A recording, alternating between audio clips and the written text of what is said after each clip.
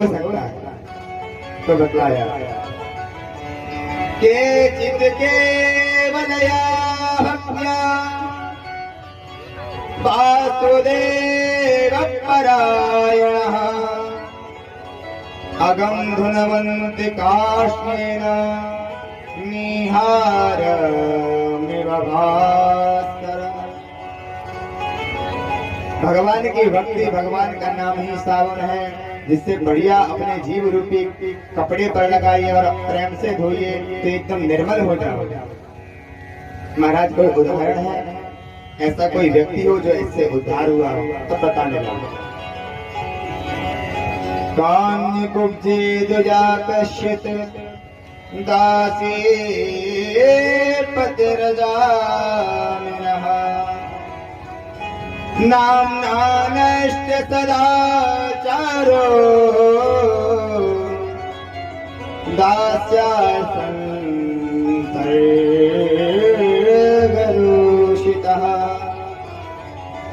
राजा Kanye कुब्ज देश में एक ब्राह्मण रहता था जिसका नाम था अजामिल। भगवान का बड़ा भक्त था। एक दिन होम करने के लिए समिधा लेने के लिए, यानी समिधा का मतलब होता है लकड़ी, हवन की लकड़ी लेने के लिए जंगल में गया। वहां पर उसने एक व्यक्ति को वेश्या के साथ में रमण करते हुए देखा। उसी समय उसके हृदय में काम, क्रोध, लोभ आदि प्रकट हो गए और वह उसी वेश्या को साथ लेकर के उसको अपने घर में रहने लगे।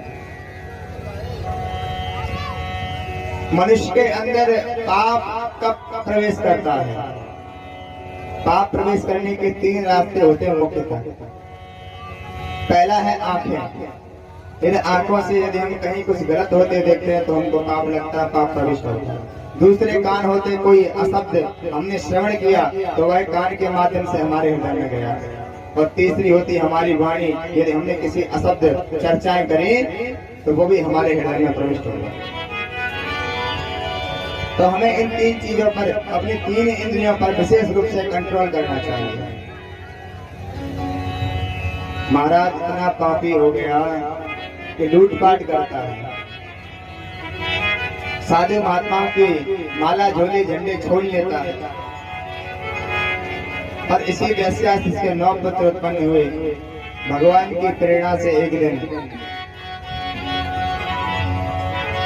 कुछ संत महात्मा आए और नगर में पूछा, क्या यहाँ किसी भक्त का घर है जहाँ पर हम प्रसादी पा सकते? तो लोगों ने सोचा ये संत महात्मा फोकट में घूमते रहते हैं, कुछ करते करते नहीं है, आज इनको अच्छी जगह पहुँचाओ। बोले हमारे गांव में अजामिल भक्त रहते हैं, बहुत सुंदर भक्त है और बहुत बढ़िया तुम्हारी सेवा करेंगे, तो वहां पर जाओ, दक्षिणा भी मिलेगी। महात्मा लोग अजामिल के दरवाजे पर पहुंचे, आवाज लगाई, भक्तराज अजामिल। तो अजामिल तो लूटपाट करने गया था। उसकी देवी ने दरवाजा खोला, हाथ जोड़कर बोली, महाराज ये भक्त अजामिल का घर नहीं है, आपसे किसी ने झूठ कहा, ये तो पापी अजामिल का घर, आप कहीं और चले जाओ। महात्मा ने कहा, देवी हमारा नियम है, हम एक घर से भिक्षा मांगते हैं, एक घर पे भोजन करते हैं, यदि नहीं मिलेगा तो कोई बात नहीं। देवी ने कहा, मैं तुम्हें सूखा राशन दे दूंगी, आप इस वृक्ष के नीचे बैठ करके भोजन करना। महात्मा लोग भोजन बनाने लगे।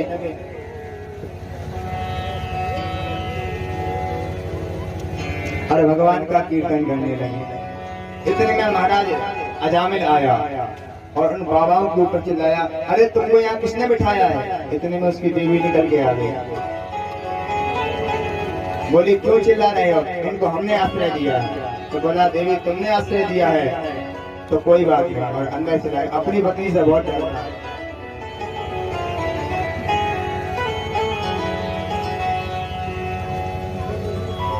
भगवान की प्रेरणा हुई। जैसे प्रातः काल की वेला आई, संत महात्मा चलने लगे। मन में विचार किया, इसका अन्न खाया, क्यों न इसका उद्धार कर दिया जाए। दरवाजा खटखटाया, देवी ने दरवाजा खोला। बोले, देवी तुम्हारा भोजन दिया तो हमको दक्षिणा भी चाहिए। इतने में अजामिल आ गया। महाराज अपनी खैर समझो। तुम्हारी झोली माला नहीं छुड़ाई यही भला समझो, नहीं तो देख लो कमरे में कितनी झोली माला डंडे पड़े हैं। देवी ने कहा कहते सुन तो लो महाराज जी क्या कह रहे हैं। बोले भैया मैं कुछ रुपया पैसा नहीं चाहिए,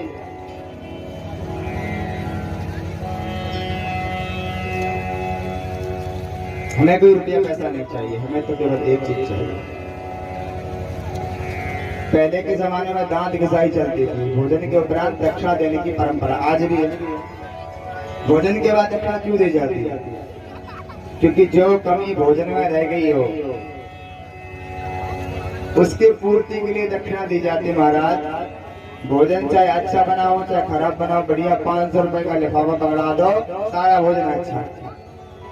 तो एक महाराज जी के संत थे, डेली भोजन करने के लिए घरों में जाते थे, उनको दक्षिणा के रूप में एक चांदी का सिक्का मिला। तो ऐसे ही करते करके उनके पास में 99 चांदी के सिक्के हो गए। एक दिन वह सिक्के गिन रहे थे, सोच रहे थे आज कोई भक्त निमंत्रण कर दे तो पूरे 100 सिक्के हो जाए। उसी समय एक चोर की नजर पड़ गई सिक्के के ऊपर।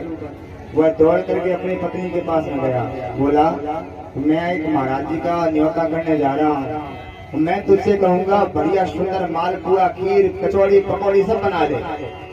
जब वो भोजन कर लेंगे तो मैं कहूंगा देवी दक्षिणा लेके आओ, जो अंदर बक्से में रखी है, जो 99 चांदी के सिक्के लेके आओ।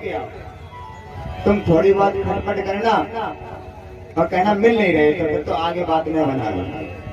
और महाराज जी के पास में पहुंचा, महाराज जी निमंत्रण है आपका, चलो भोजन करने। हम महाराज जी ने वो सिक्के कहाँ रखे? महाराज जी ने कहा तुम चलो, हम आते बोल नहीं, महाराज जी संग चलो। तो महाराज जी ने कहा यहाँ कहीं रख रहे हैं, कोई चोरी चोरी कर लेगा। तो बड़ी बड़ी जटाएं थी, जटाओं के बीच में रख दिया, बढ़िया एक छोटी पोटली बनाई और जटाओं के बीच में बांध दिया।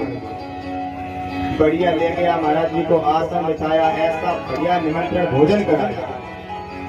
भोजन करके महाराज जी ने डका रेडी। अब महाराज जी जैसे ही चलने के हुए तो कहने महाराज जी बैठो, नियम तो पूरा करने दो, दक्षिणा लेके जाओ। आवाज लगाई देवी, अरे संदूक में 99 सिक्के रखे हैं चांदी के, पोटली लेके आओ। अब महाराज जी ने सुना इसके घर में भगवान 99 रुपया, कुछ गड़बड़ है। बोले हम जा रहे हैं, हमें दक्षिणा नहीं चाहिए। नहीं महाराज जी बिना दक्षिणा के नहीं जाने दूंगा। अब देवी तो पहले से पड़ी पढ़ाई, 2-3 बार बक्सा इधर उधर पटका, बोले हमें नहीं मिल रहे हैं। तो उसने बात मानी, अरे क्या बात करती है? अरे घर में है ही कौन? तू है, मैं है और महाराज जी है। इन तीनों लोगों के अलावा कोई है ही नहीं। महाराज जी से पूछा, महाराज जी आपने विनोद में रख तो नहीं लिए पैसे? महाराज जी की धड़कन तेज और उसने देख लिया था जटाओं में पैसे। जैसे ही जटा से हाथ लगाया, सिक्के की पोटली नीचे, जैसी पोटली गिरी और गिने पूरे 99 गिरे। बोला महाराज जी पूरे 99 आपने मजाक में रख लिए थे। और उन्हीं सिक्कों में से 5 सिक्के निकाले। कहने लगा महाराज जी वैसे मैं 1 सिक्का देता, पर आपकी ईमानदारी से खुश हो गया तो 5 सिक्के दे दिए।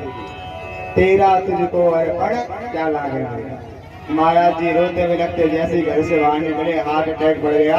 गोविंदाय नमो नमः। और इसलिए कहा है कि पैसा पापी साधु को परेश लगावत पाप, और दूर करे गुरुविष्ट सो उपजय हृदय संताप।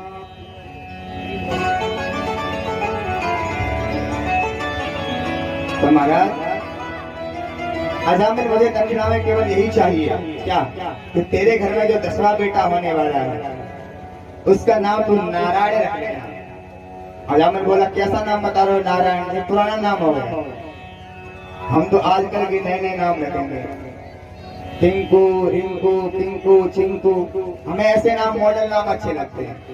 उसकी पत्नी ने कहा तुम्हारा क्या जा रहा है, नारायण नाम रख लो। तो इधर देखिए संतों ने आशीर्वाद भी दे दिया कि तेरे जो 10वां होने वाला है बेटी बेटा ही हो। संत महात्मा चले गए, अंत में जो उसका बेटा हुआ उसका नाम रखा नारायण। भगवान की प्रेरणा से उसको इतनी प्रीति जगी उस नारायण में, बात बात पर कहता है नारायण चलो भोजन कर लो, नारायण चलो नहा लो, नारायण मेरे पास आओ।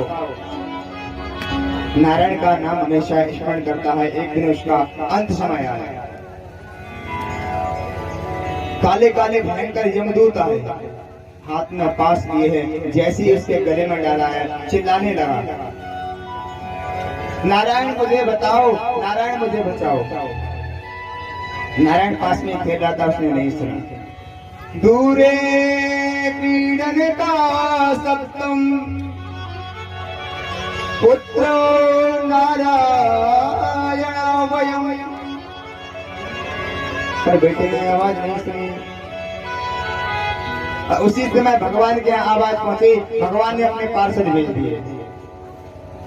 यमदूत जैसे ही लेने लगे तो उसी समय भगवान के पार्षदों ने रोक दिया।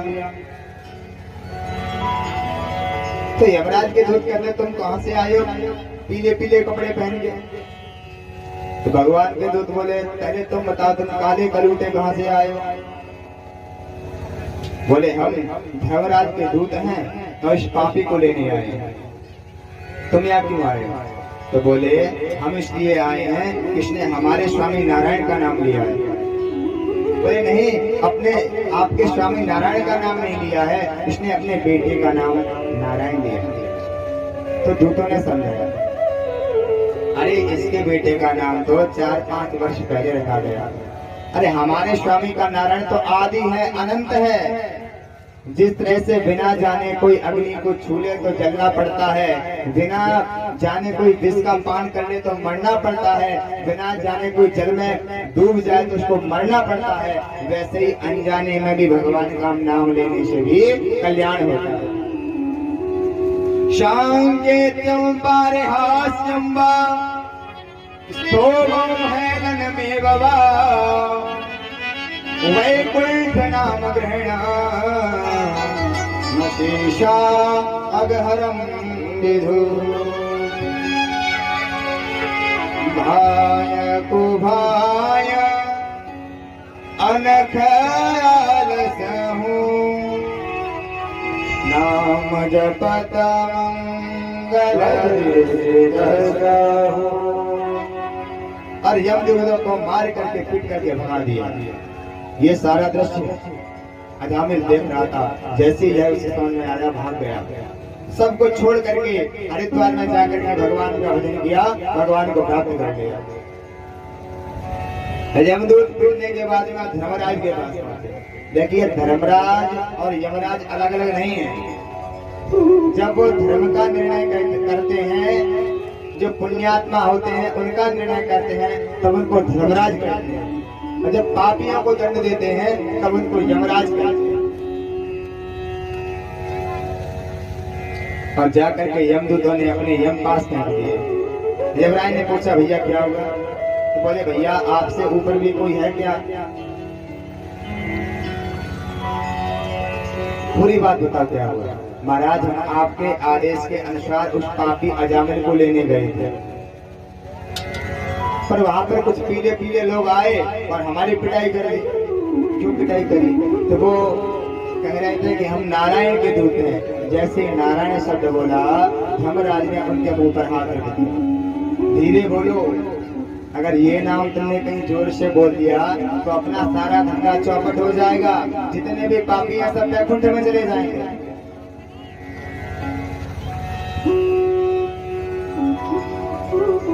भगवान के नाम की महिमा को कोई नहीं जानता है। कहा केवल 12 ऐसे लोग हैं जिनको द्वादश महाभागवत कहते हैं, वही इस भगवान की महिमा को अच्छी तरह से जानते हैं। कौन कौन है? स्वयंभू नारदा शंभु कुमारा कपिलो मनु प्रहलादो जनको भीष्मो बलिर्वैया सदेवयम्।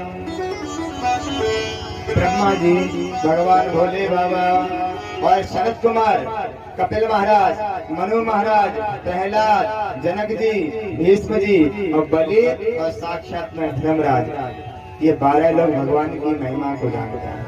इनको द्वादश महाभागवत कहते हैं। जो भी इनके नामों का चिंतन नित्य प्रति करता है सहज ही उसकी मुक्ति हो जाती है।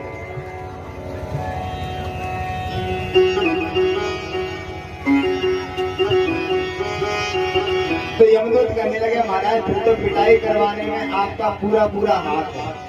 आपने हमें पहले क्यों नहीं बताया आपके ऊपर भी कोई है? या तो कोई एक लिस्ट बना करके देख लो किसे लाना है किसे नहीं लाना है। तो धर्मराज जी ने कहा पेन कागज ले लो और नोट कर लो किसको लाना है किसको नहीं लाना है। बताने लगे, नोट करना प्रारंभ कर दिया। जीवान भक्ति भगवत गुण नाम ध्येयम् चेतस्य न स्मरति चरणारविन्दम् कृष्णाय नो नमते शिरये कदापि तारानयद्मसतो विष्णु प्रत्या। जो भगवान का नाम न गाए उसको लेके आओ, जो भगवान का भजन न करे उसको लेके आओ, जो माता पिता की सेवा न करे उसको लेके आओ, जो हमेशा दुष्टता करे उसको लेके आओ, जो संतों का अपमान करे उसको लेके आओ, जो भगवान का कीर्तन न करे उसको लेके आओ, जो भगवान की कथा में ताली न बजाए उसको भी लेके आओ। अब जैसे ही चलने लगे तो एक बात याद आई कि एक बात तो पूछना भूल ही गए। दौड़ करके महाराज एक बात और बता दो। महाराज जो भगवान की कथा सुनने भी आए और भगवान की कथा को सुनते सुनते सो जाए उसका क्या करना है? तो थोड़ा सोच विचार करके जवाब दिया कि घर के सोने से अच्छा है कि भगवान की पांडाल में आके सो जाए। यदि कहीं जयकारा बोलेगा तो नींद खुल जाएगी, एक आध नाम तो सुन लेगा, कल्याण हो जाएगा। तो उसको भी लेके बताना। बोलिए वृंदावन बिहारी लाल की जय हो। इस तरह से भगवान नाम की महिमा हुई। तो भगवान नाम की महिमा से अजामिल का उद्धार हुआ। आइए हम भी थोड़ा भगवान नाम की महिमा में स्मरण करेंगे, ताली सेवा करते हुए, भक्ति भाव से गाते हुए। मेरा एक नजर तुझे देखना किसी बंदगी से कम नहीं, करो मेरा शुक्रिया मेहरबान, तुझे दिल में हमने बसा लिया।